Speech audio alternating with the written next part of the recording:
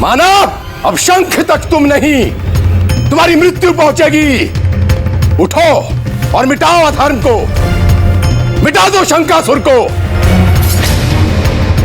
उठो और फूंक दो शंख। फूंकूंगा मैं शंकासुर, फूंकूंगा निश्चय को भी और तुम्हारी चिता को भी।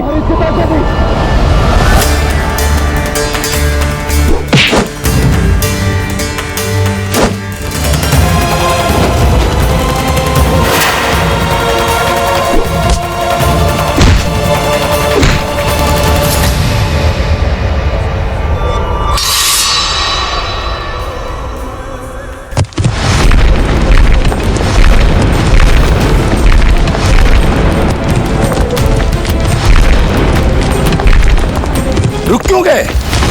बढ़ो आगे और बजाओ शंख। शाबाश वीर मानव, शाबाश। कुछ तो बात है तुम में। आज पहली बार किसी वीर साहसी पराक्रमी राजा से हमारा सामना हुआ है। तेरा सामना मुझसे नहीं है शंकासुर, तेरी मृत्यु से। अपने अंत के लिए तैयार हो जा।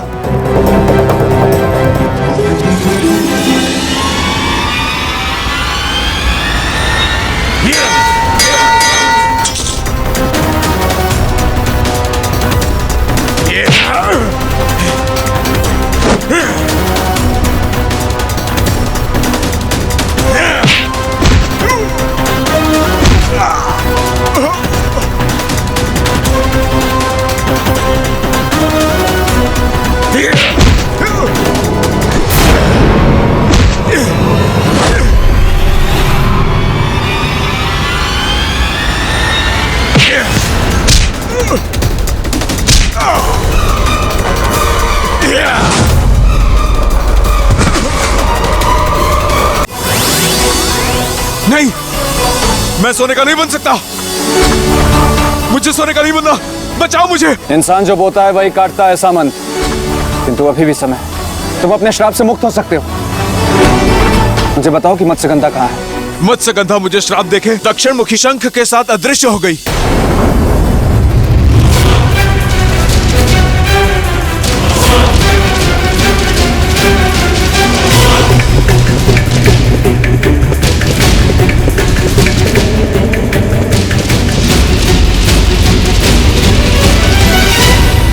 देवियों, कृपया बाहर आएं।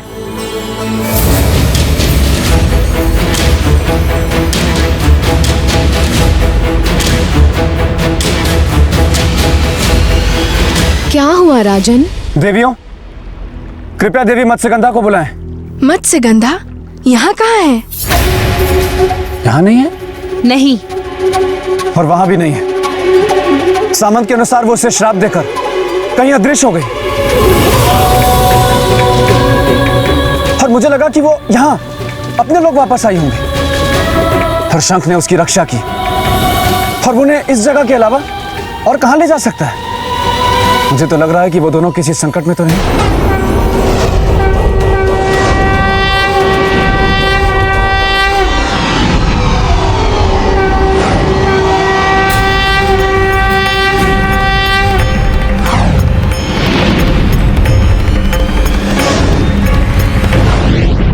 ये क्या? धरती लोक के सभी शंख कहां जा रहे हैं? देवियों, ये मैं क्या देख रहा हूँ? ये तो सच में आश्चर्य की बात है मनुष्य। ये सारे शंख आकाश मार्ग से कहां जा रहे हैं? क्या पता, कहीं ऐसा तो नहीं कि देवी मत्स्यगंधा इन्हीं शंखों में से किसी एक में हो? बहन, आपकी शंका सही है, क्योंकि ये सारे शंख दक्षिण मुखी हैं। और ये सज्जन कह रहे थे कि हमारी राजकुमारी किसी दक्षिण मुखी शंख के साथ ही वहाँ से ओझल हुई थी। मनुष्य, हमें तो चिंता होने लगी, कहीं इन दोनों घटनाओं का आपस में कोई संबंध तो नहीं है। मैं इस रहस्य से पर्दा अवश्य उठाऊंगा। आप मेरी प्रतीक्षा करें, मैं शीघ्र वापस आऊंगा। जय महाकाल।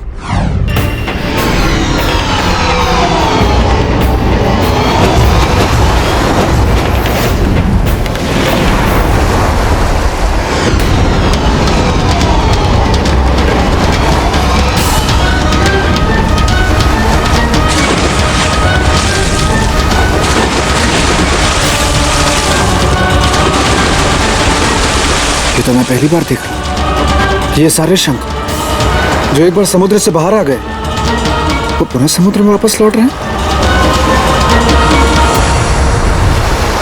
क्या कारण हो सकता है उनका इस प्रकार पृथ्वी से वापस लौटने का? कहीं कोई संबंध तो नहीं इनमें और देवी मत्स्यगंधा के अदृश्य होने और एक इस भाव का संकेत है, शुभ का या अशुभ का? किससे पूछूं? हाँ, ऋषि मुनि बता सकते हैं, उन्हें इसका अर्थ अवश्य ज्ञात होगा। मुझे उनके पास चलना चाहिए अपनी इस समस्या को लेकर।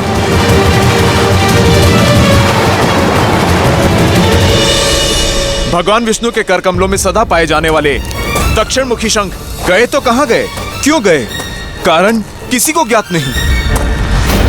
मुझे ज्ञात है ऋषिगण। कौन हो तुम वत्स? प्रणाम ऋषिगण, मैं राजा भोज हूँ। पर तुम्हें कैसे पता सारे शंखों के बारे में? क्योंकि मैंने उन्हें जाते हुए देखा है। कहाँ? समुद्र में। समुद्र में? हाँ ऋषिगण, मैंने उन सारे शंखों को समुद्र में जाते हुए देखा है। इसका अर्थ है कि संपूर्ण शंख लोग वापस चले गए। उनका अचानक से शंख लोग वापस जाने का क्या कारण हो सकता है ऋषिवर?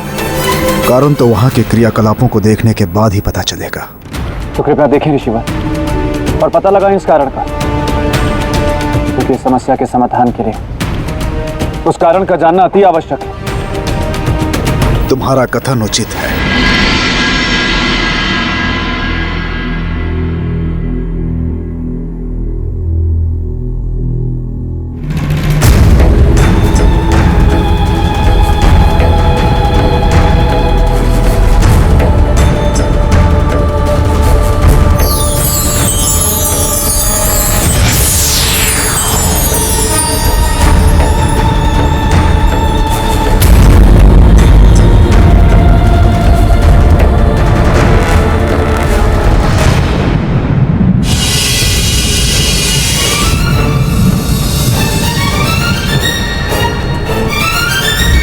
किसने बुलाया हमें यहाँ पे? कौन है वो जो बलपूर्वक हमें यहाँ खींच कर ले आया है?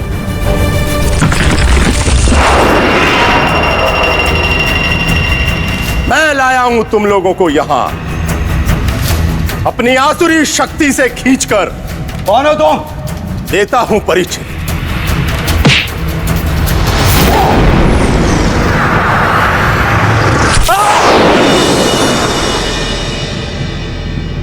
मृत्यु हूं मैं तुम लोगों की। शंखासुर नाम है मेरा। क्यों आए हो यहाँ हमारे शंखलोक में? क्योंकि शंखलोक का अधिकारी हूं मैं।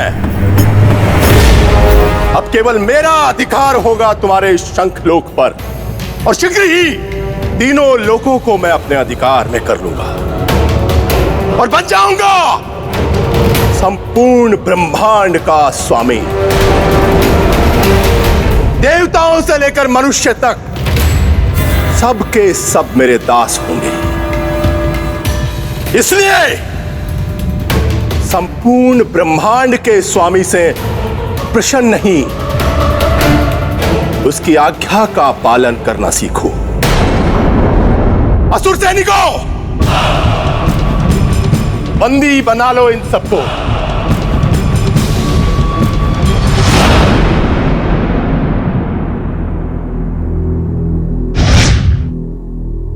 ऋषिवर, ये तो घोर अत्याचार है। शंखासुर ने तो शंखलोक पर अपना अधिकार जमा लिया और धर्म पर भी अपना अधिकार जमा लिया, और देवी मत्स्यगंधा का भी जीवन संकट में है।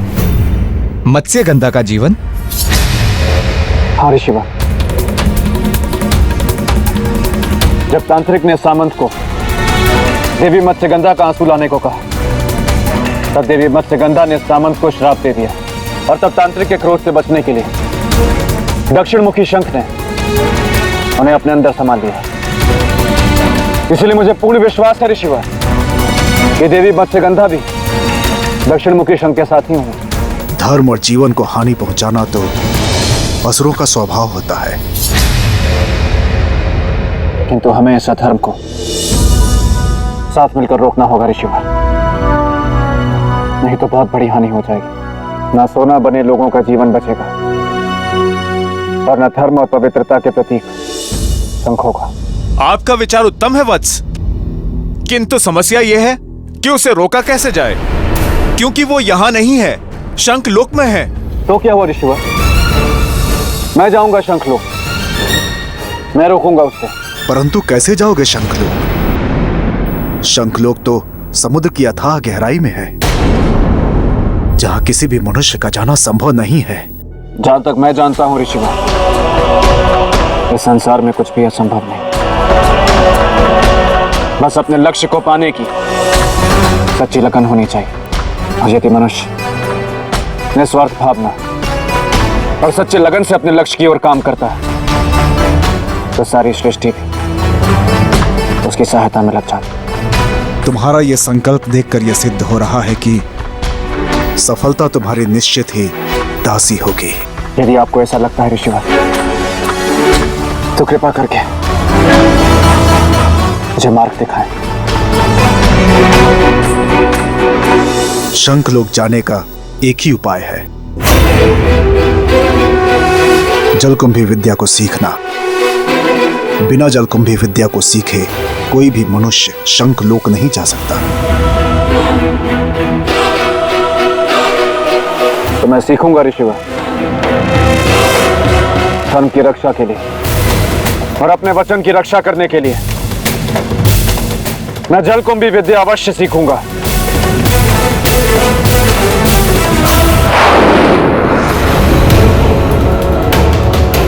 मित्र, बाहर जाने का मार्ग भी नहीं मिल रहा। और अब मिलेगा भी नहीं। तुम सब यहीं मेरे बंदी बनकर रहोगे, सदा सदा के लिए। और धीरे धीरे मैं तुम सबको नष्ट करूंगा और अकेला इस शंखलोक का अधिकारी बन जाऊंगा। राज करूंगा मैं इस शंखलोक पर, अकेला स्वामी बनकर। राजन! मान बेटा, आप यहाँ? हाँ राजन, मैं। और देखिए, मुझे घबराहट के कारण कितनी कपकपी हो रही है। आप तो कांपते हुए दिख नहीं रहे। कपकपी अंदरूनी है ना, इसीलिए आपको दिखाई नहीं पड़ रही, पर हो रही है। पर आपकी घबराहट का कारण क्या है? आपकी वजह से मैं चिंतित हूँ। मेरी वजह से? राजन, आप जिस कार्य को करने के लिए जा रहे हैं ना, उससे आप बहुत बड़ी मुसीबत में फंस सकते हैं। इसलिए अभी भी समय है, वापस लौट चलिए। तो फिर परोपकार की परीक्षा का क्या हो? अरे भूल जाइए परीक्षा। और सिंहासन? भूल जाइए सिंहासन विंहासन। और श्रीमान बेताल आप? अरे भूल जाइए बेताल। मेरा मतलब है कि देखिए राजन, जब प्राण ही नहीं रहेंगे तो फिर आप सिंहासन का क्या करेंगे? नहीं श्रीमान बेताल, जिस परोपकार को करने का बीड़ा मैंने उठाया, जब तक उसे पूरा नहीं कर लेता तब तक मैं वापस नहीं जाऊंगा। अच्छा, मुझे अनुमति दीजिए। जय महाकाल। लेकिन बहुत ही जिद्दी है राजन, महाहठी। लेकिन मैं भी कम नहीं हूँ। ये डाल तो मैं पात। मैं भी देखता हूँ मेरे होते ये कैसे पहुँचते हैं सिंहासन तक। तुम जिस विद्या को सीखने के लिए इतने आतुर हो, वह विद्या कितनी दुर्लभ है। उस विद्या की दुर्लभता ही है कि अब तक इस सृष्टि में उस विद्या को केवल 2 ही व्यक्ति सीख पाए हैं। ऋषिवर, चाहे ये विद्या कितनी भी दुर्लभ क्यों ना हो, इसे मैं सीखूंगा अवश्य। लेकिन इस महान विद्या को सीखने से पहले मैं उन 2 महान विभूतियों का नाम जानना चाहूंगा जो ये विद्या जानते थे, ताकि इस ज्ञान की प्रक्रिया को प्रारंभ करने से पहले मैं उन्हें नमन कर सकूं, उनका आशीर्वाद ले सकूं। कृपया मुझे उनका नाम बताएं ऋषि। राजन, एक तो लंकापति रावण और दूसरा दुर्योधन। दुर्योधन इस विद्या को जानने के कारण ही महाभारत के युद्ध के अंतिम दिन तालाब के जल के अंदर छिप गया था। उन 2 महान ज्ञानियों को मेरा नमन। हाँ वत्स, एक बात और जिसके बारे में मैं विशेष रूप से तुमसे उल्लेख करना चाहता हूँ। क्या गुरुदेव? इस विद्या को सीखने की कुछ शर्तें हैं। बताइए। यदि कोई भी व्यक्ति इस विद्या को सीखना चाहता है तो उसके अंदर तनिक भी स्वार्थ की भावना ना हो और परोपकार की भावना से वो ओतप्रोत हो। यदि इन दोनों में से किसी में भी थोड़ी भी कमी हुई तो उसका जीवन संकट में पड़ सकता है। ऋषिवर, यदि किसी के प्राणों की रक्षा करने के लिए मुझे अपने प्राण भी गंवाने पड़े, मुझे तनिक भी चिंता नहीं। और रही निस्वार्थ परोपकार की भावना की बात, तो उसका प्रमाण मेरे कर्म देंगे, मेरी वाणी में। आप जलकुंभी विद्या सिखाने की तैयारी कीजिए।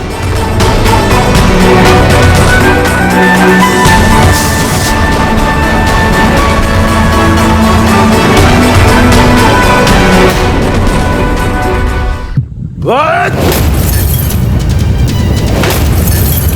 What?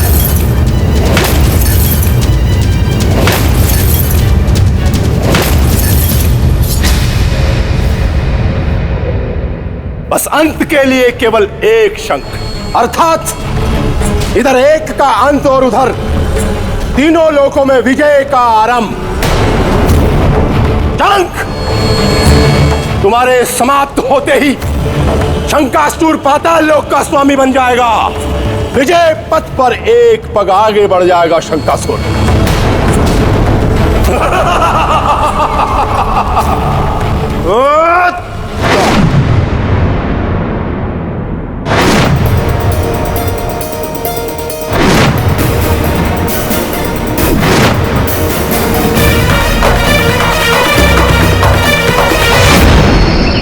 मैं तुम्हें इस विद्या के बारे में विशेष रूप से समझाऊंगा।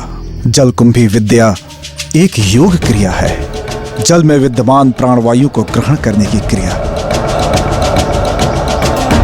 इस क्रिया से तुम्हें अपने मस्तिष्क को इतना जागृत और सचेत करना है कि तुम्हारा आदेश पाते ही जल में विद्यमान केवल प्राणवायु को ग्रहण करना शुरू कर दे। इसीलिए ध्यान को एकाग्रचित रखना अनिवार्य है। और उसके बाद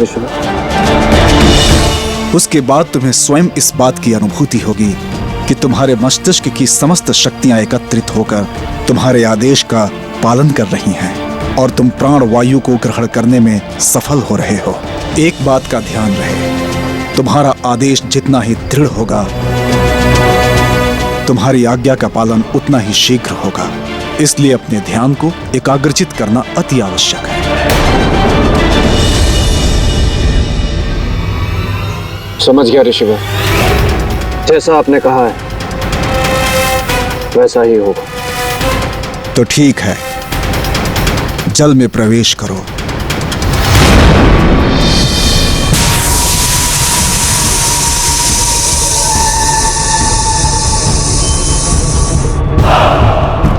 मूर्ख शंख, शंखासुर कल बल छल सब जानता है, उससे बचना कठिन ही नहीं असंभव है। अब देख मैं तेरी कैसी दुर्गति करता हूं। शंखासुर, शंखासुर, शंखासुर, शंखासुर।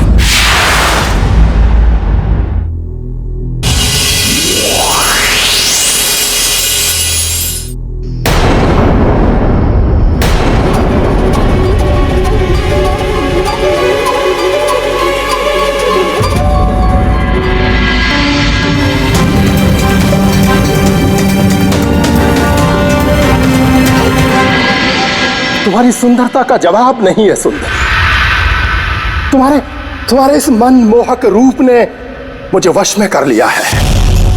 मैं सब कुछ हार गया तुम्हारी इस सुंदरता के आगे, सब कुछ। तुम अवश्य मत से गंदा ही हो। सही पहचाना। मैं जानता था कि इतनी रूप सी मत से गंदा ही हो सकती है, अन्य को ही नहीं। इसलिए अब यह सर्वशक्तिमान शंखासुर तुम्हें अपनी पटरानी बनाने का गौरव प्रदान करता है। चलो आओ, हम विवाह सूत्र में बंधे। शंखासुर, जल परियां विवाह नहीं करती। परंतु क्यों? विवाह क्यों नहीं करती? क्योंकि हम विष्णु भगवान के मत्स्य अवतार को ही अपने पति के रूप में स्वीकार करती है और उन्हीं को ही समर्पित है। विष्णु और तुम्हारे पति के रूप में? छी छी छी छी छी छी। ऐसा क्या है उसमें मत्स्यगंधा? उनमें वो शक्ति है कि जिनके कारण आज हमारा इस संसार में अस्तित्व है। उन्होंने ही मत्स्य अवतार लेकर हमारी रक्षा की थी। यदि वो ना होते तो आज हमारा कोई अस्तित्व ना होता शंखासुर। अब रक्षा की चिंता ना करे सुंदरी। अब आज से ये सर्वशक्तिमान शंखासुर है तुम्हारी रक्षा के लिए।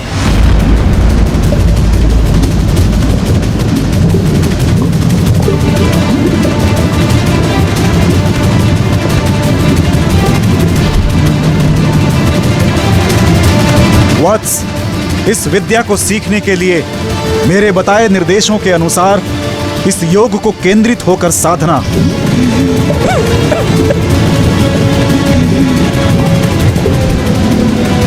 जल में विद्यमान प्राणवायु को ग्रहण करने की चेष्टा करो वत्स।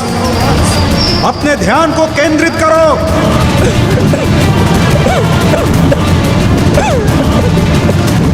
ध्यान को अन्यत्र भटकने मत दो।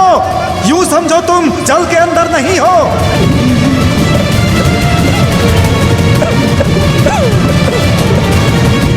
मेरी बात सुन रहे हो ना?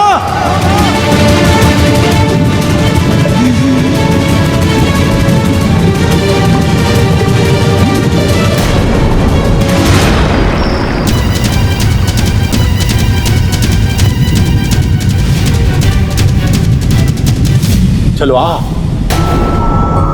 सुंदरी। कोमल कलाई को शंखासुर की पकड़ से छुड़ाने का तुम्हारा प्रयास विफल है। इस पूरे शंख लोक में ऐसा कोई वीर नहीं जो तुम्हें शंखासुर से बचा सके। इसलिए अब चुपचाप वही करो जो तुम्हारा ये स्वामी कहता है।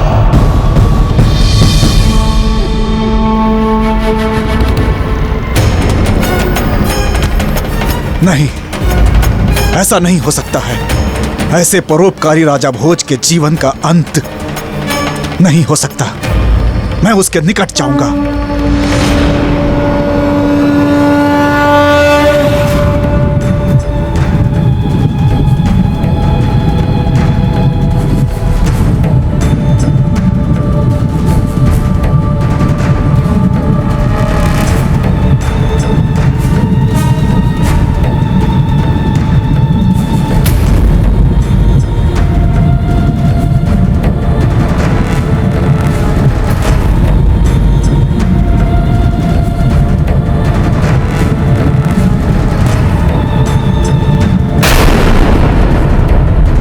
राजन, उठिए राजन। राजन, यदि तुम नहीं उठे तो इन पवित्र शंखों का क्या होगा?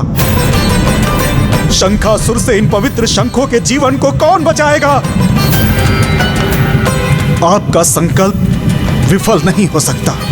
आपको उठना ही होगा। राजन, उठो राजन। ये तुम्हारे गुरु ऋषि ज्ञानेश्वर का आदेश है। राजन, राजन उठो, उठो।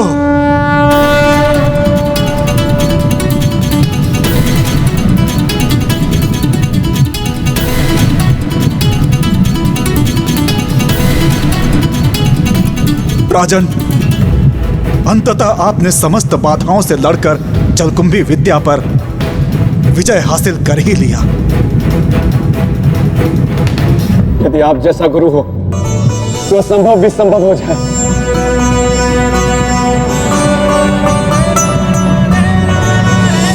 आपका शत शत नमन। वाह राजन वाह, मान गया मैं आपको।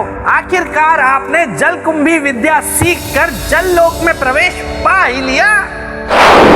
मत्स्यगंधा, अब तुम्हारे पास कोई विकल्प नहीं है सिवाय इसके कि मुझसे हंसी खुशी विवाह कर लो। मैं तुझसे कभी विवाह नहीं करूंगी। मत्स्यगंधा,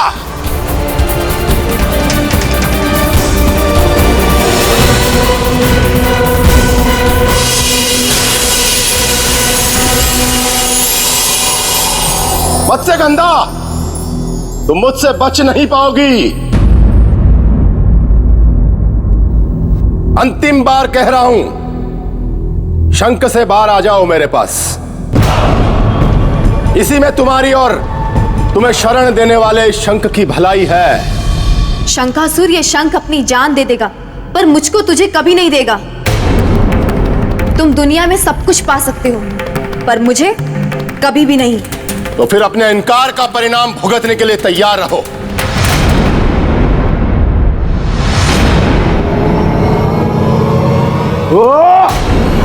आप रुक क्यों गए? नष्ट कर दीजिए इस बैरी शंख को। मंत्री, मेरा वैरी ये शंख है, इसके अंदर बैठी मत्स्यगंधा नहीं।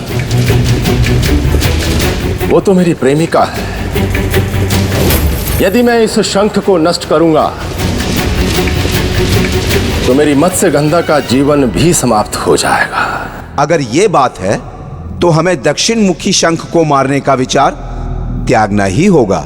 इसीलिए मैंने ये निर्णय लिया है मंत्री कि मैं इन दोनों को नष्ट नहीं करूंगा, इन दोनों को बंदी बनाकर रखूंगा और ऐसी जगह बंदी बनाकर रखूंगा, ऐसे अंधकार में रखूंगा कि एक प्रकाश की छोटी सी किरण पाने के लिए भी ये तरसेंगे। आप बिल्कुल सही कह रहे हैं महाराज। अगर आपकी आज्ञा हो तो मैं इनको बंदी गृह में डाल देता हूं। मंत्री, ये नेक काम तुम नहीं, कोई और करेगा।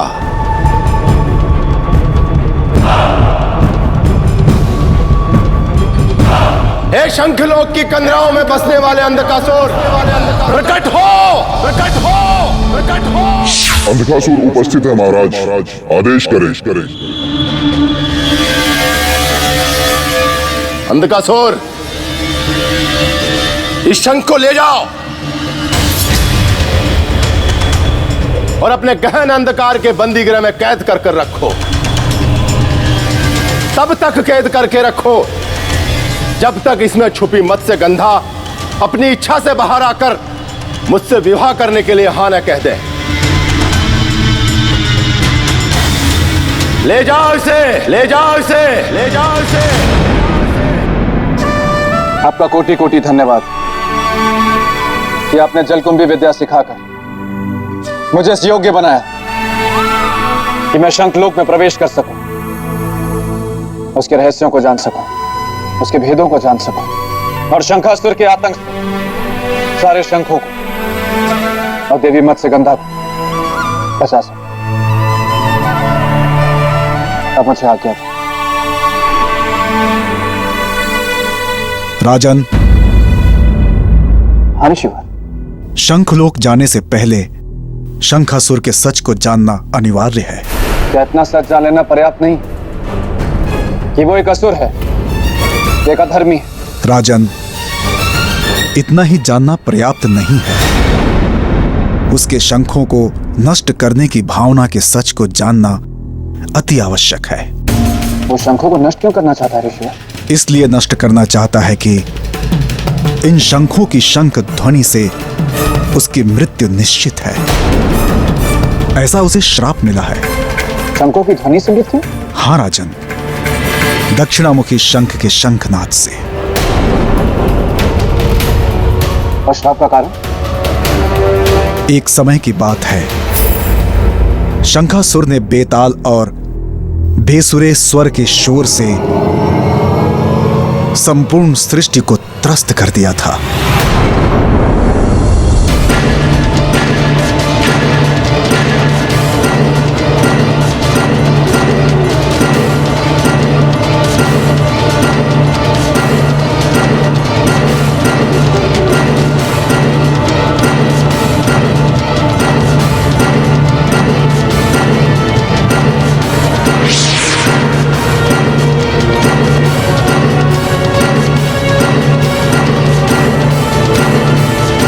देवराज इंद्र, ये शोर बंद करवाइए।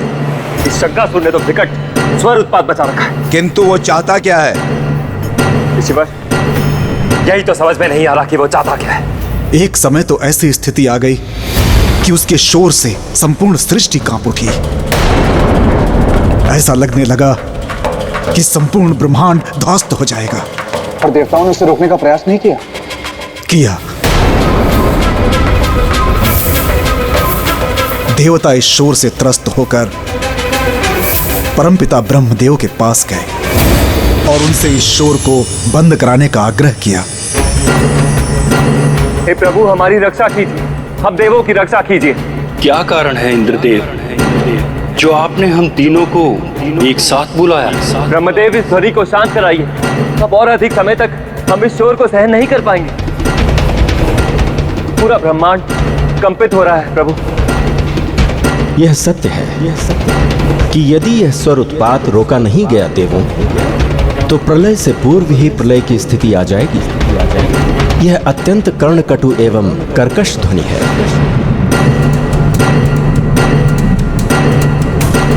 जब हम देवों की ये स्थिति, ये ध्वनि हमसे नहीं सहन हो पा रही है, तो सोचिए पृथ्वी लोक के वासियों की क्या स्थिति होगी।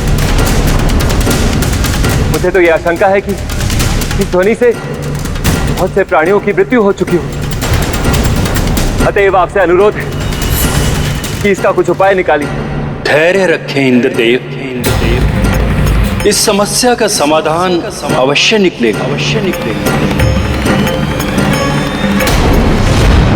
तो ब्रह्मदेव ने क्या किया ऋषि?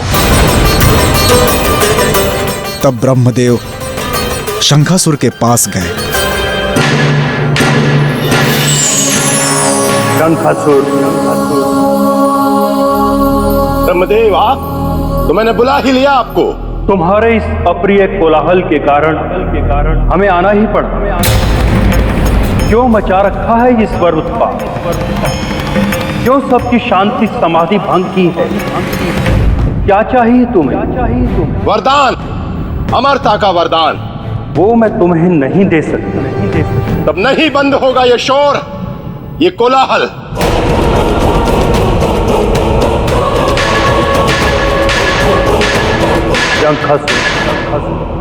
इस सृष्टि में कुछ भी अमर नहीं है, सब कुछ नाशवान है। तुम्हारा भी नाश होगा, तुम्हारी भी मृत्यु होगी।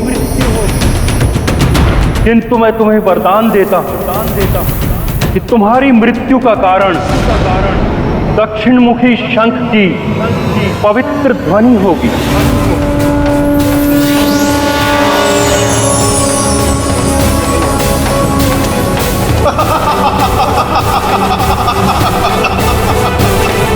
ब्रह्मदेव, यदि दक्षिणमुखी शंख की ध्वनि मेरी मृत्यु का कारण है, तो इस संसार से मैं उस कारण को ही मिटा दूंगा। ना होंगे शंख, ना होगी उनकी ध्वनि, और ना ही मेरी मृत्यु। और तब सदा सदा के लिए मैं अमर हो जाऊंगा, अमर हो जाऊंगा। राजन, संसार में पहली बार ऐसा हुआ था कि किसी के बिना तपस्या किए हुए वरदान प्राप्त हुआ था। किंतु ऋषिदेव, अधर्मी को मिला वरदान ना तो स्थायी होता है ना दीर्घायु।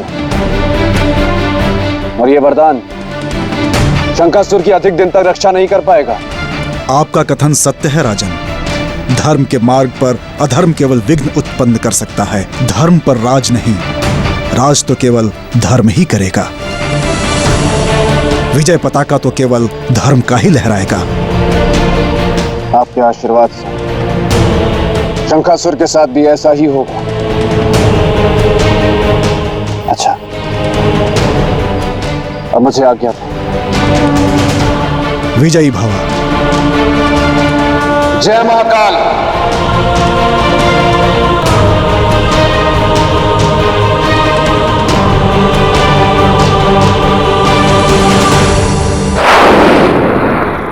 पता नहीं राजा भोज शंखलोक में पहुंचकर कौन सा कद्दू में तीर मार रहे होंगे।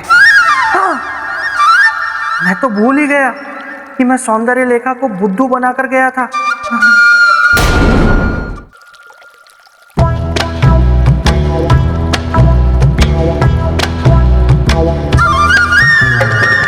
बेताल कुछ भी हो, ये बेतालनी प्रेम तुमसे बहुत करती है। तुमसे विवाह करने के लिए इसने क्या क्या पापड़ नहीं बेले।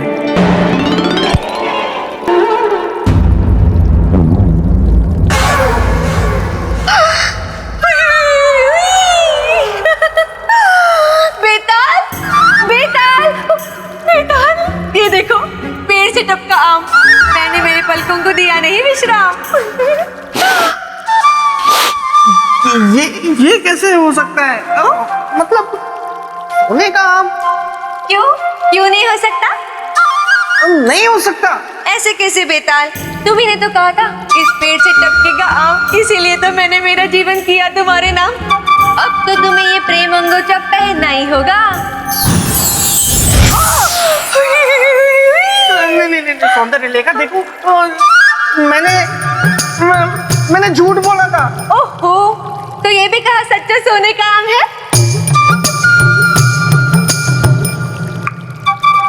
ओहो बेताल, इतना भी मत चौंको। तुमने मुझे बनाया बुद्धू समझ के मैं हूँ भोली, तो मैंने भी मेरे दिमाग की पोटली खोली और मेरे मन में आया एक विचार।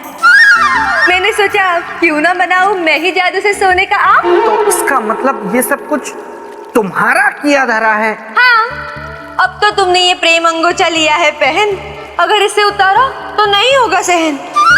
अगले 6 महीनों के लिए तुम नेवला बन जाओगे और स्वयं नागराज तुमसे लड़ने आएंगे।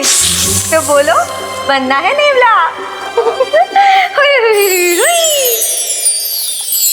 ये तो मेरे तोते उड़ा गई। नेवला बन के कैसा लगूंगा मैं? नहीं।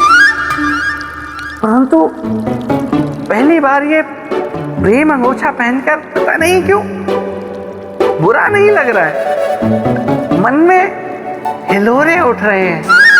कहीं ये प्रेम तो नहीं, शायद प्रेम ही है। गोलू, मेरे प्यारे गोलू, गोलू मुझे दिखाओ कि राजा भोज शंखलोक में पहुंचकर क्या कर रहे हैं।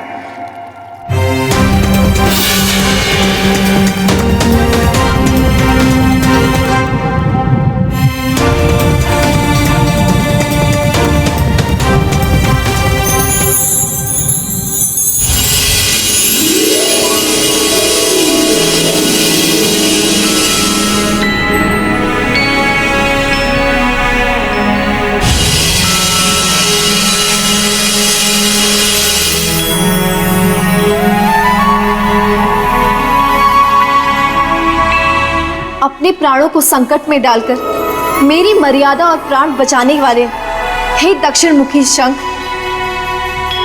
आप तनिक भी चिंता ना करें, मैं आपको यहाँ से निकालूंगी, इस अंधकार से बाहर।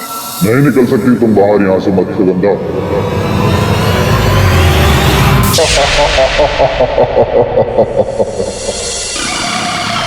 कदापि नहीं निकल सकती, क्योंकि तुम मेरी बंदी हो। इस अंधकार के राजा अंधकासुर की बंदी हो। अंधकासुर, तुम मुझे यहाँ से बाहर निकलने से नहीं रोक सकते। यदि ये अहंकार है तो कोशिश कर लो। यदि तुम्हें प्रकाश की एक किरण भी मिल जाए कि तुम्हें यहाँ से बाहर निकाल ले, तो ये अंधकासुर तुम्हारा दास होगा, मत्स्यगंधा।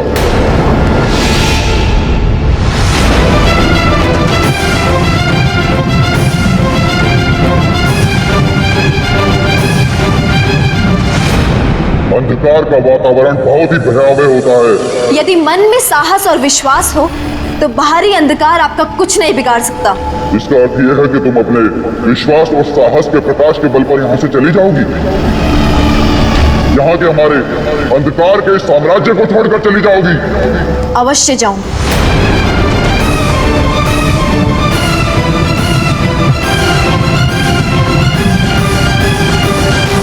मूर्ख सुंदरी, तुम्हारे पास बाहर निकलने का केवल एक ही मार्ग है, शंखासुर से विवाह। उस असुर से मैं कदापि विवाह नहीं करूंगी।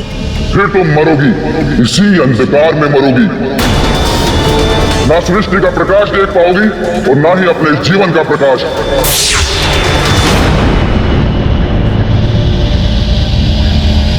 अंधकासुर, तू अपने जिस अंधकार पर इतना दम कर रहा है वो अधिक समय तक टिक नहीं पाएगा। तू अपने ही अंधकार के गर्त में डूबेगा, अपने ही अंधकार के, और तेरा अस्तित्व समाप्त हो जाएगा। नहीं देवी, अब यह अंधकार कभी समाप्त नहीं होगा, कभी नहीं। नहीं दक्षिण मुखी शंख, इसका अंत होगा, अवश्य होगा। कोई आएगा, कोई शीघ्र ही आएगा धर्म का प्रकाश लेकर, जो अंत करेगा इस घमंडी अधर्मी अंधकासुर का।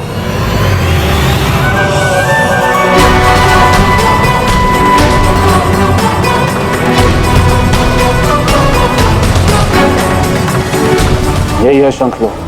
अब मुझे सबसे पहले उन शंखों को खोजना होगा जिन्हें शंखासुर ने बंदी बनाया।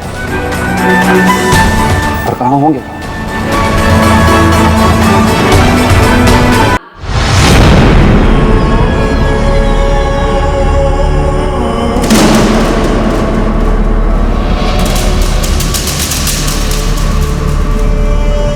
ये तो शंखलोक जैसा प्रतीत हो रहा है। ये शंखों की क्या दशा है?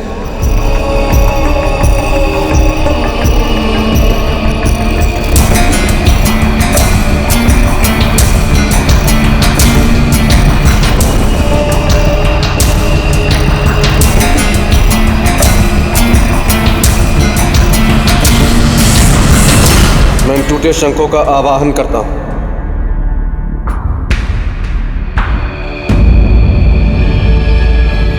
हे पवित्र और धर्म के प्रतीक शंखों, आप लोगों की यह अवस्था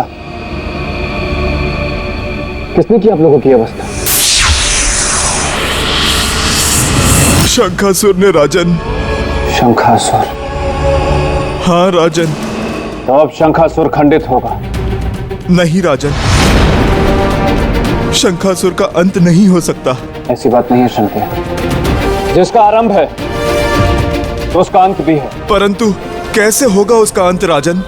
आप लोगों की पवित्र ध्वनि से। परंतु हम तो उसके प्रहार से निर्बल हो चुके हैं। अब तो हमसे स्वर भी नहीं निकल सकता। हम अब कुछ नहीं कर सकते राजन। उसके लिए एक पूर्ण और शुद्ध शंख की आवश्यकता है। शंखदेव, जब परोपकार की भावना हो तो नहीं मिलने वाली वस्तु भी मिल जाती है। कैसे होगा? हम सब चोटिल हैं, लहूलुहान हैं।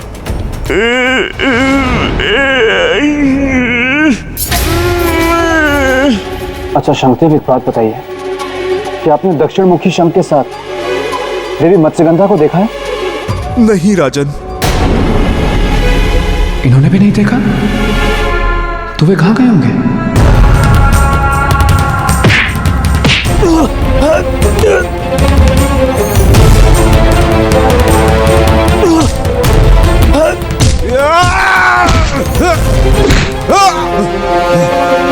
तुम जीवित नहीं बचोगे दुष्ट मानव। शंखासुर तुम्हें नष्ट कर देगा। शंखासुर? हाँ, वो बता सकता है मुझे उन दोनों के विषय में। अब पहले मुझे उसको खोजना होगा। एक मानव का इतना साहस कि हमारे साम्राज्य की सीमा तोड़कर यहां तक चला आया। हाँ शंखासुर, क्योंकि तुम एक मानव की शक्ति को पहचान नहीं पाए हो। कौन हो तुम और क्या कर रहे हो यहाँ शंखलोक में? यही प्रश्न मैं तुमसे पूछता हूँ कि एक असुर होके एक पवित्र धरती पर क्या कर रहे हो? वाह, प्रशंसा करते हैं हम तुम्हारे इस साहस की। तुम साक्षात काल के सामने खड़े हो और तनिक भी भय नहीं। भय अधर्मियों को होता है शंखासुर, धर्म के रास्ते पर चलने वालों को नहीं। और डरना तुमको चाहिए क्योंकि मृत्यु तुम्हारे सामने खड़ी। मृत्यु? तुम मुझे मृत्यु दोगे? क्या करें, तुमने और कोई रास्ता छोड़ा ही नहीं। और शंखासुर, हर अधर्मी की यही नियति होती है। मुझे ब्रह्मा का वरदान है।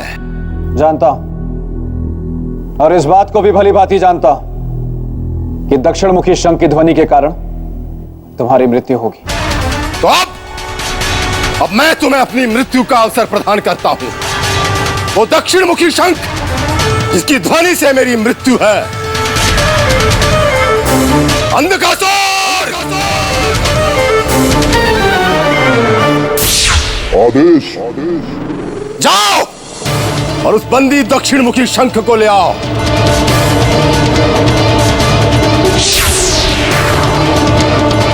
अवश्य ही ये वही शंख होगा जिसमें देवी मत्स्यगंधा ने शरण दी थी।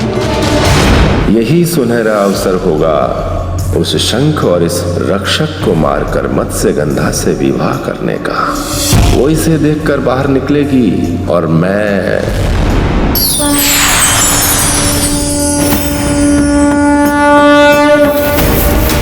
कौन है आप? आप मत्स्यगंधा देवी है ना?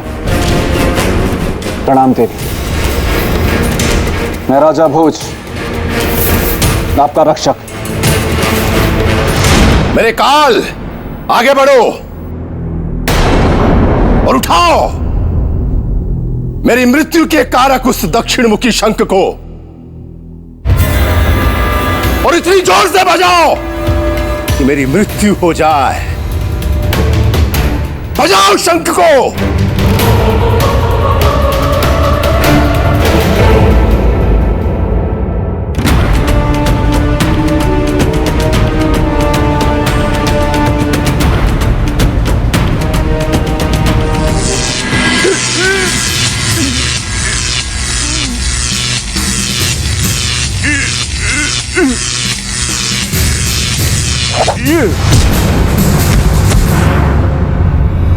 माना, अब शंख तक तुम नहीं, तुम्हारी मृत्यु पहुंचेगी।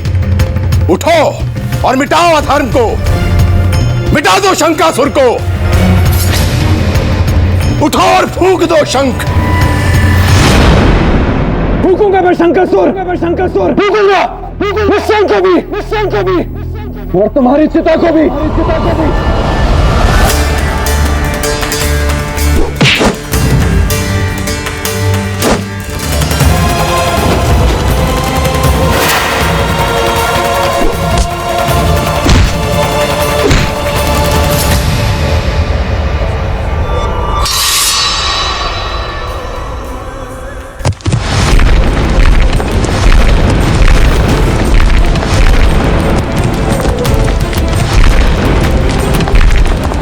रुक क्यों गए? बढ़ो आगे और बजाओ शंख। शाबाश वीर मानव, शाबाश। कुछ तो बात है तुम में। आज पहली बार किसी वीर साहसी पराक्रमी राजा से हमारा सामना हुआ है। तेरा सामना मुझसे नहीं है शंकासुर, तेरी मृत्यु से। अपने अंत के लिए तैयार हो जा।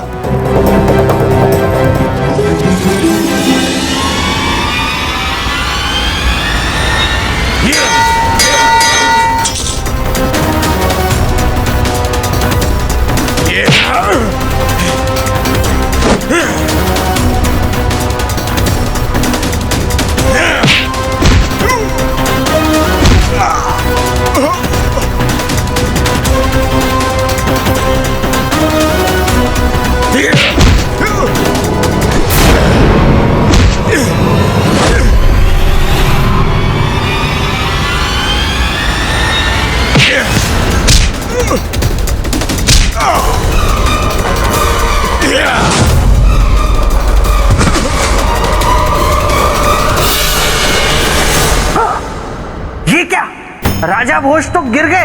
कहीं मेरी परीक्षा इनके लिए सच में घातक ना साबित हो जाए, और अगर ऐसा हुआ तो ये अच्छा नहीं होगा। क्या करूं क्या नहीं, जो हो रहा है वो सही हो रहा है, क्योंकि अग्नि में तपकर ही सोना कुंदन बनता है। और अगर राजा भोज कुंदन नहीं है तो इन्हें मेरे मित्र के सिंहासन पर बैठने का भी कोई अधिकार नहीं है।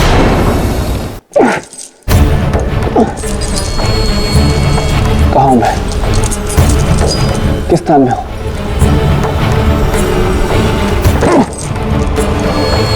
यहाँ तो तनिक भी प्रकाश नहीं। आओ मुझे, मुक्त करो मुझे और फिर मेरे सामने आओ। नहीं जा सकते राजा भोज, तुम यहाँ से कभी नहीं जा सकते। यहीं पड़े पड़े सड़ते रहोगे और एक दिन मर जाओगे। प्रकाश की एक मध्यम किरण भी नहीं देख पाओगे तुम, क्योंकि ये स्थान अंधकासुर की काल कोठरी है। अंधकासुर की काल कोठरी।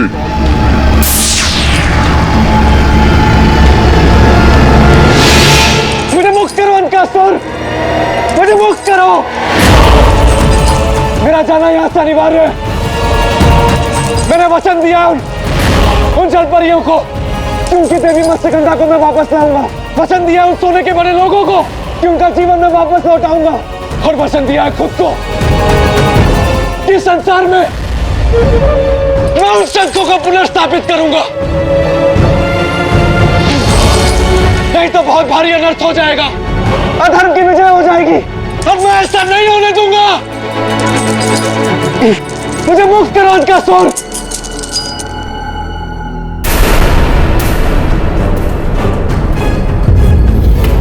जब हमारा शरीर निर्जीव स्वर्ण का बन चुका है तो इसमें प्राण क्यों शेष है? किस लिए ये श्वास चल रहा है? कुछ कीजिए ऋषिवर, जिससे हमारा दुख दूर हो जाए, हमारे प्राण निकल जाए।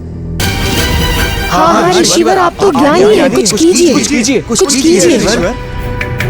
कुछ ऐसा कीजिए कि हमारी मृत्यु हो जाए। हाँ ऋषिवर, अब हमें नहीं जीना है। हाँ, हमें नहीं जीना है। मैं आप सबकी करुण व्यथा समझ सकता हूं। शरीर शव है और आत्मा कैद। इससे दुखदायी स्थिति कुछ नहीं हो सकती, परंतु दुख में ही तो धैर्य की परीक्षा होती है ना। कुछ समय और धीरज रखिए। कब तक रखे ऋषिवर? अब तो धीरज ने भी दम तोड़ दिया है। बस थोड़े समय के लिए धैर्य रखें। राजा भोज शंखलोक गए हैं, उनके आते ही आप सभी का दुख दूर हो जाएगा। वो कब आएंगे? वो कब हमारा दुख दूर करेंगे? क्या पता ऋषिवर, कहीं वो वहां से लौटे ही नहीं तो? नहीं, ऐसा नहीं हो सकता कि राजा भोज वापस नहीं आए। राजा भोज एक परोपकारी पुरुष हैं और परोपकारी पुरुष किसी भी युद्ध में हारता नहीं। राजा भोज की जीत होगी और अवश्य होगी। हाँ, राजा भोज की विजय होगी।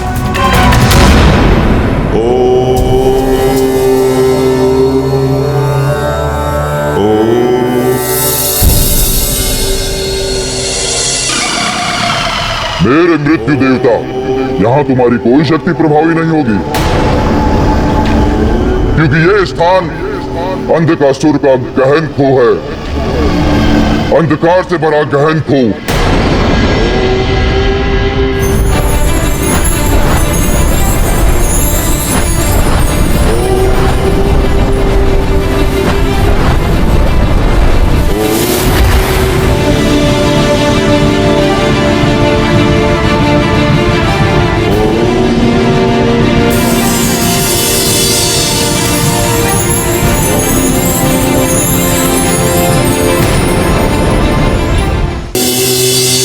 कैसे प्रकाशित? नहीं, अंधकासुर के साम्राज्य में अंधकासुर का शत्रु प्रवेश नहीं कर सकता। नहीं।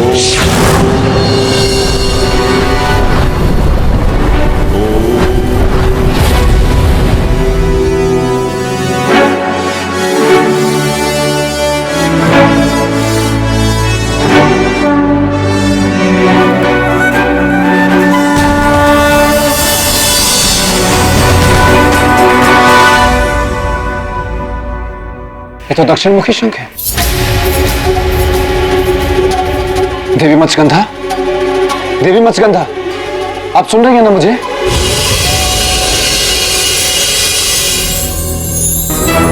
राजन,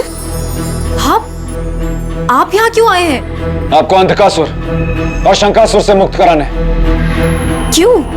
ताकि आपके श्राप से जो लोग सोने के बन गए वो श्राप मुक्त हो सके। मेरे श्राप से लोग सोने के? हाँ देवी, सामंत को जो आपने श्राप दिया उसने अपने लोभ से लोगों को सोने का बना दिया। आपका श्राप उसके लिए तो वरदान बन गया, लेकिन बाकी लोगों के लिए अभिशाप। ये मैंने क्रोध में क्या कर दिया? नहीं देवी, इसमें आपका कोई दोष नहीं है। आपने जो भी किया वो अपनी सुरक्षा में किया, और सुरक्षा में उठाया गया कदम कभी दोषपूर्ण नहीं होता।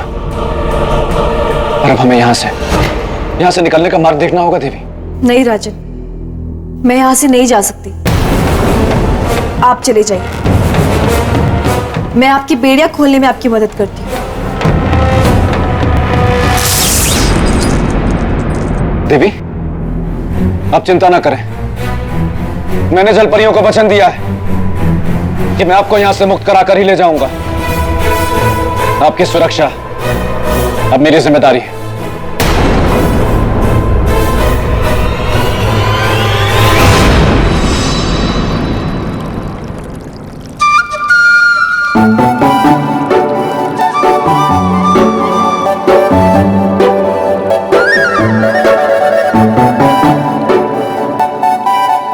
बोलूं? मैं कुछ बोलूं? मुझे राजा भोज को देखना है, सौंदर्य लेखा को नहीं। जब तक सौंदर्य लेखा को नहीं देखोगे और कुछ नहीं देख पाओगे। आखिर अपनी दीवानी को कितना सताओगे?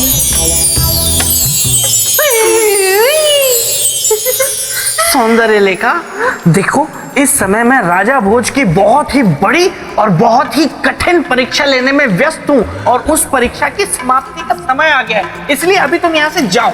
नहीं मेरे बेताल, मैं तो तुम्हारे साथ नृत्य करना चाहती हूँ। मुझे कोई नृत्य नहीं करना है, तुम चली जाओ यहाँ से। हुई बेताल, तुम सुर और मैं ताल। मैं तो कितने सारे सपने सजो के आई थी कि मैं तुम्हारे साथ नृत्य करूंगी, और तुम हो कि मेरे साथ नाचना ही नहीं चाहते। तो बोलो अब मैं क्या करूं? कुछ मत करो, यहाँ से चली जाओ। ओहो, तो ये है बात। अब तो तुम नाचते ही रहोगे और सौंदर्य लेखा मुझे माफ कर दो, यही कहोगे। तागा, तागा, तागा, ये क्या कर दिया सौंदर्य लेखा तुमने? मैं नृत्य क्यों कर रहा हूँ? सौंदर्य लेखा, ये तुमने क्या किया? मुझे ठीक कर दो, मुझे नृत्य नहीं करना है। मुझे नृत्य नहीं करना है सौंदर्य लेखा, मुझे नृत्य नहीं करना है। खोलू, तुम भी सौंदर्य लेखा के साथ मिले हुए हो, मुझे ही क्यों दिखा रहे हो? मुझे दिखाओ कि मेरी परीक्षा का ऊंट किस करवट बैठा। क्या हुआ अंधकासुर, इतने परेशान क्यों हो? महाराज, बात ही कुछ ऐसी है। क्या हुआ? आज मैं पहली बार किसी से भयभीत हुआ हूँ। किससे? राजा भोज से। क्या किया है उसने? उसमें अद्भुत शक्तियां हैं महाराज, उसमें योग शक्ति है। मुझे तो भय है कि मैं उसे अपने अंधकार की कैद में ज्यादा देर तक नहीं रख पाऊंगा। तुम कहना क्या चाहते हो अंधकार? साफ साफ कहो। केवल इतना कि इससे पहले कि वो संकट बने, आप उसे मृत्यु के घाट उतार दीजिए, उसे भी और उस शंख को भी। रही बात मत्स्यगंधा की, आप उसका लोक भी त्याग दीजिए, उसका भी अंत कर दीजिए। जब आप त्रिलोकी बन जाएंगे तो उससे कहीं ज्यादा सुंदरी आपको प्राप्त हो जाएगी महाराज। तुम सत्य कह रहे हो अंधकासुर।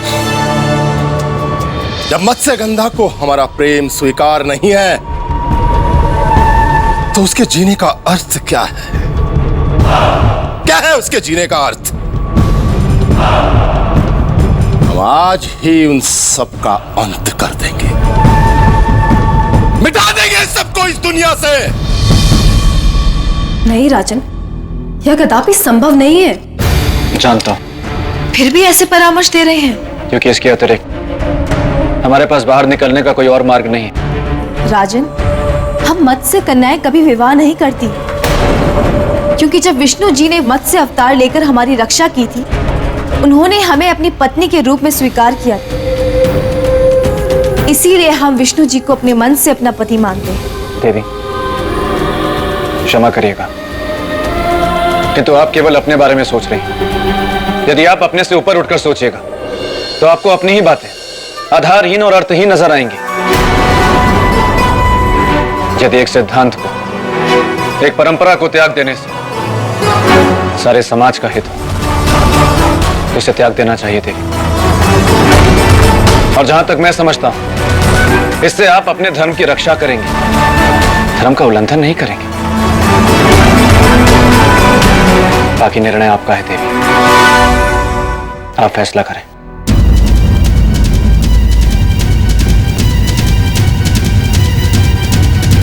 नहीं राजन, यह कदापि संभव नहीं है। हम मत्स्य कन्याएं कभी विवाह नहीं करती, क्योंकि जब विष्णु जी ने मत्स्य अवतार लेकर हमारी रक्षा की थी, उन्होंने हमें अपनी पत्नी के रूप में स्वीकार किया।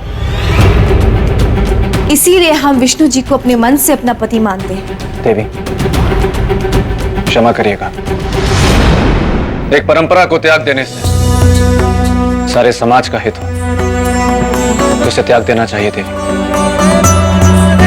बाकी निर्णय आपका है देवी, आप फैसला करें।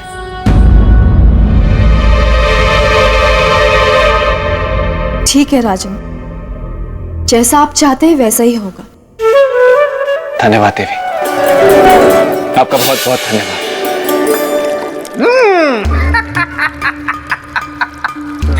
बात तो एकदम सही कही।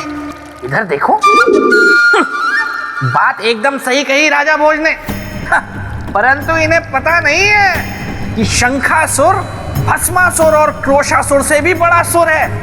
क्या वो राजा भोज के जाल में फंसेगा या इस तरह जोर से हंसेगा?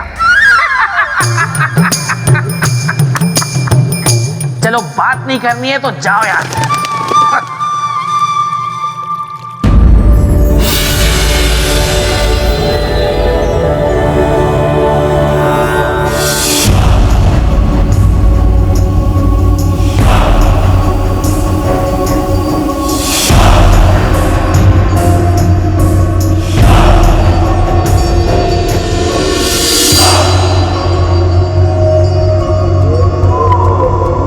यही है ना तुम्हारा काल बनने का इच्छुक? हाँ महाराज, यही है वो जिसके जाल को काटने की मैंने बहुत कोशिश की, लेकिन असफल रहा।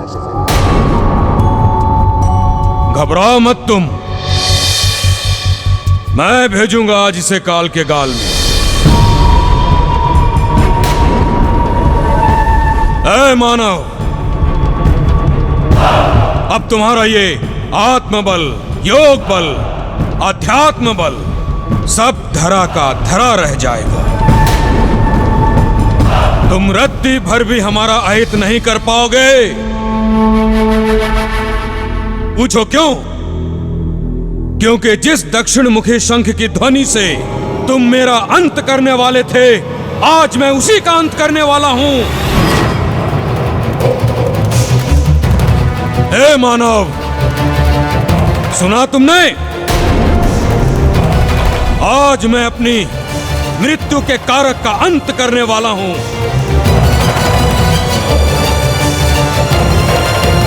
महाराज, आपके डर से इसकी वाणी चली गई है, गूंगा हो गया है ये। आइए और चलकर इस मनहूस को समाप्त कर दीजिए।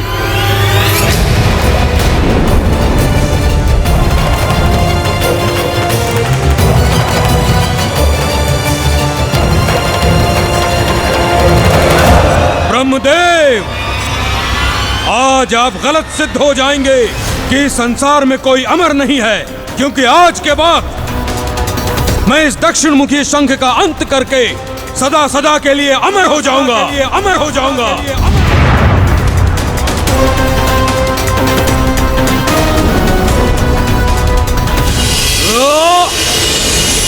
क्षमा महाराज, क्षमा कि मैंने आप जैसे वीर और महाशक्तिशाली पुरुष का विवाह प्रस्ताव ठुकराया। सुंदरी, तुम्हारे हृदय परिवर्तन से हम बहुत प्रसन्न हुए। कहो, मन की बात कहो। महाराज, मुझे आपसे प्रेम हो गया है।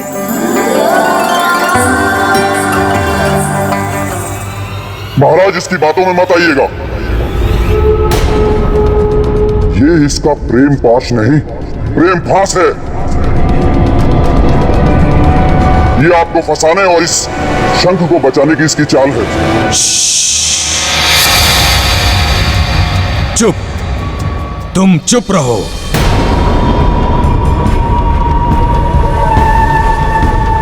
सुंदरी के मीठे मीठे बोल मेरे कानों में घुलने दो। हाँ तो सुंदरी, क्या मैं इस प्रेम का कारण जान सकता हूं? महाराज, प्रेम का केवल एक कारण होता है, आंखों के रास्ते दिल में उतर जाना। आपको भा जाना, पसंद आ जाना। और आप मुझे भा गए हैं, पसंद आ गए हैं। मैं आपसे विवाह करना चाहती हूँ।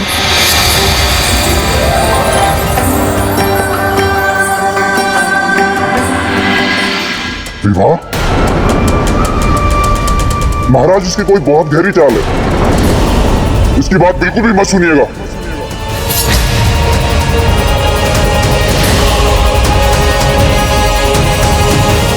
महाराज, आपके मित्र मुझ पर आरोप लगा रहे हैं। यदि आपको मेरी बातों पर विश्वास नहीं तो आप मेरी परीक्षा ले लीजिए।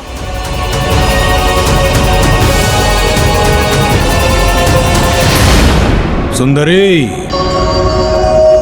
तुम्हें अपनी प्रेम परीक्षा के लिए मेरी मृत्यु के कारक इस दक्षिण मुखी शंख की मृत्यु देखनी होगी।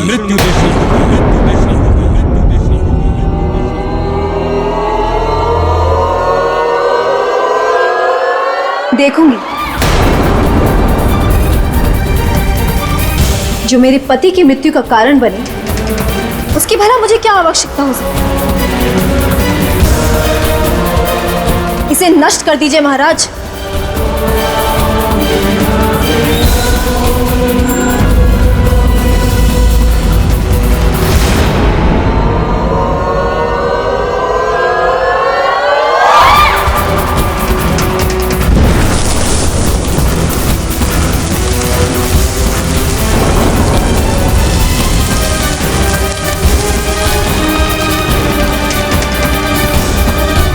अमर हो गया ब्रह्मदेव, मैं अमर हो गया, अमर हो गया मैं, अमर हो गया मैं, अमर हो गया मैं।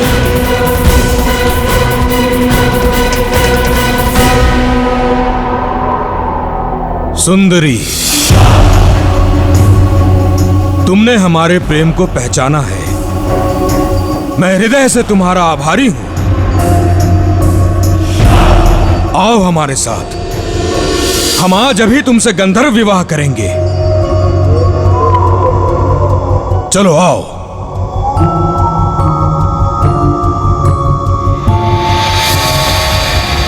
इतनी आसानी से कैसे नष्ट हो गया ये शंख?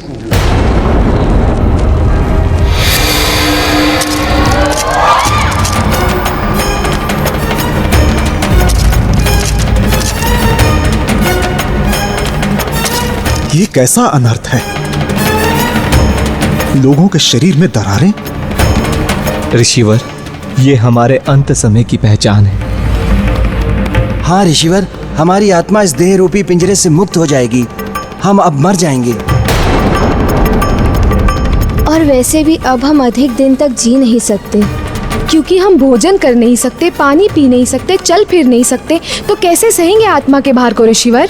इसीलिए तो हमारा ये सोने का शरीर जगह जगह से टूट रहा है। इस शरीर को टूटने से केवल एक ही उपाय से रोका जा सकता है। वो ये है कि इन्हें भोजन की गर्मी व शक्ति दी जाए, जैसे देवताओं को हविष्य दिया जाता है धुएं के रूप में।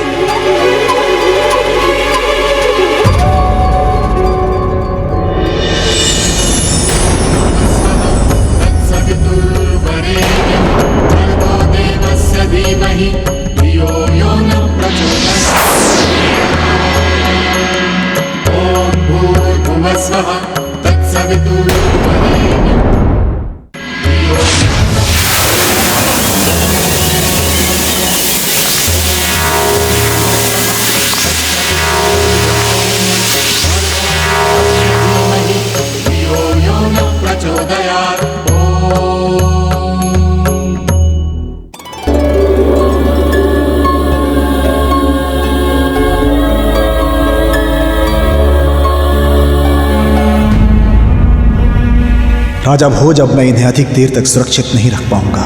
आपको शीघ्र आना होगा, अति शीघ्र। अब देखना ये है कि क्या राजा भोज समय रहते वापस आ पाते हैं या नहीं।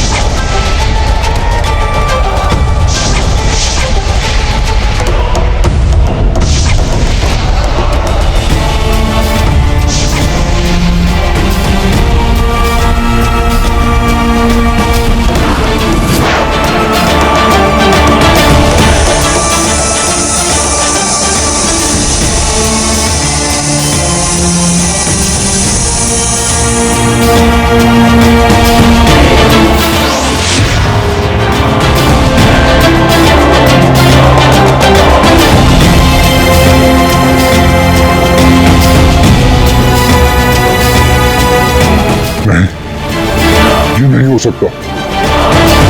ये शंख तो जीवित है, मैं इसे अभी समाप्त कर दूंगा।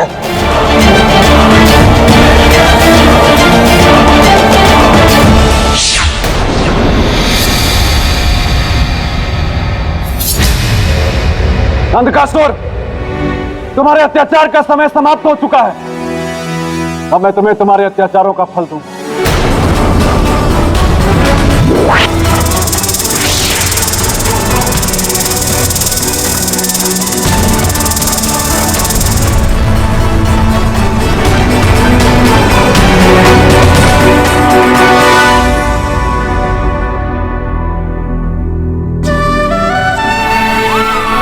क्या कहूं आपको? किस नाम से संबोधित करूं? बुद्धिमान विचारवान कहूं या कहूं एक योगी राजन? शंखदेव, आप मुझे केवल परोपकार का पुजारी कहें। आप धन्य हैं राजन। आप धन्य हैं कि इतना महान कार्य करने के बाद भी श्रेय अपने सर नहीं ले रहे हैं। पर मैंने ऐसा कुछ भी नहीं किया शंखदेव। कुछ ना किया होता तो शंखासुर के अंत का मार्ग ना खुलता और मैं जीवित ना बचता। वो तो आपका ही विवेकपूर्ण निर्णय था और योग बल था कि दोनों ही कार्य सफलतापूर्वक संपन्न हो गए। शंखदेव, अभी इससे भी महत्वपूर्ण कार्य शेष है। शंखासुर का अंत और देवी मत्स्यगंधा से उसके विवाह को रोकना। परंतु इस कार्य में मुझे आपकी सहायता चाहिए। राजन, मैं हर प्रकार से आपकी सहायता करने के लिए सहर्ष प्रस्तुत हूं। धन्यवाद।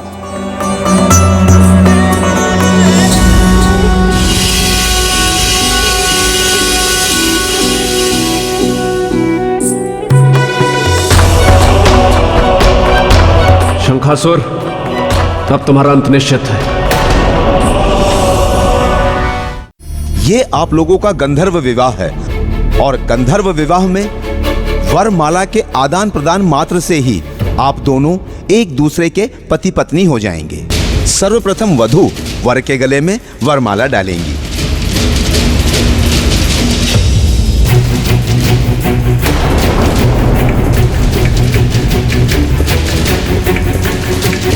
देवी, आप किसकी प्रतीक्षा कर रही हैं?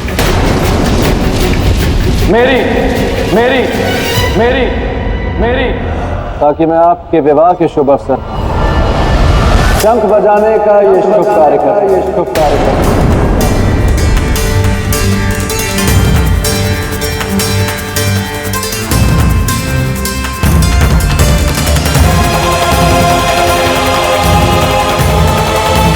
तीनों लोग चारों दिशाओं में यह संदेश प्रसारित कर सकूं कि आज सृष्टि में एक बड़ा ही शुभ कार्य होने वाला है। सुंदरी, मेरे साथ इतना बड़ा छल, इतना बड़ा घात।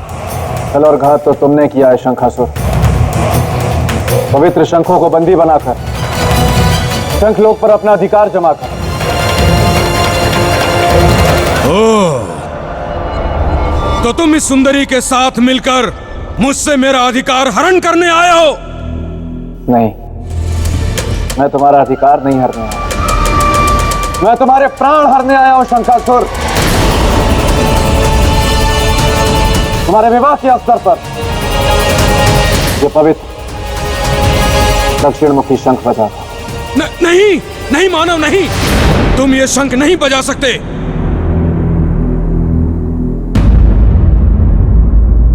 नहीं बजाने दूंगा तुम्हें ये शंख, नहीं, हरगिज नहीं।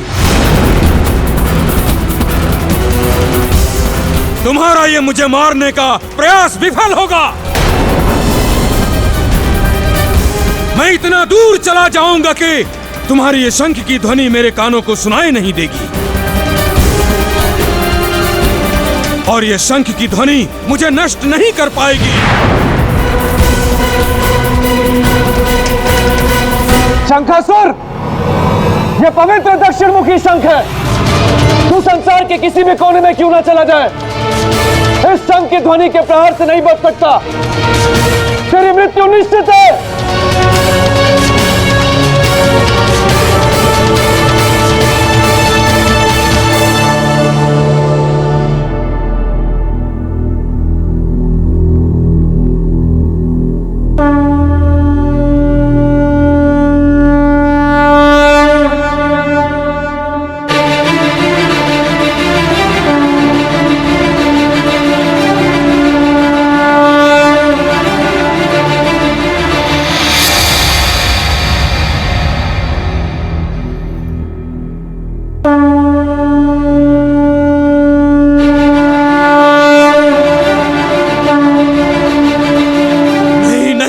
हो सकता।